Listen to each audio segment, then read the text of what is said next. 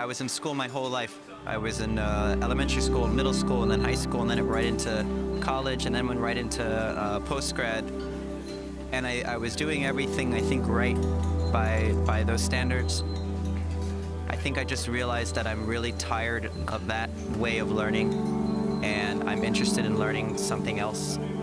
I just didn't know exactly what it was. So it started off actually in Homestead with an organic farmer, Margie, at Bee Heaven Farms, and I lived in her teepee, and I picked the weeds in her kale field, and I went to the farmer's market, and then it moved into this hostel in the forest where I worked on their farm, and then it moved over to Europe, and there wasn't some like calculated thing. I was just young, traveling, enjoying myself, but also learning along the way.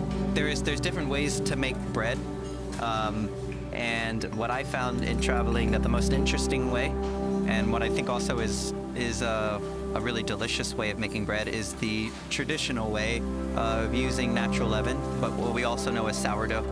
And there's certain constraints that this bread has, and there's certain consequences that I think are beautiful, such as you get a really flavorful bread, mildly acidic, and the process of making it, I think, is beautiful, because every day we have to save a piece of this dough for the next day, and we let it wildly ferment. And what that means is you just leave it out.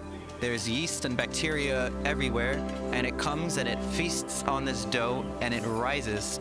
So it's magical.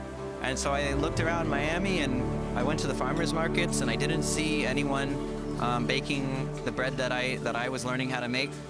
And I thought, all right, man, I'll give it a shot. And my buddy's dad let me open up a cute little bakery at his garage, and I started baking bread for the farmers markets on the weekend. And once I did that, this was February 2012, I've been chasing my tail ever since then. Yeah, it literally hasn't stopped since February 2012 of creating what we now know as Zak the Baker.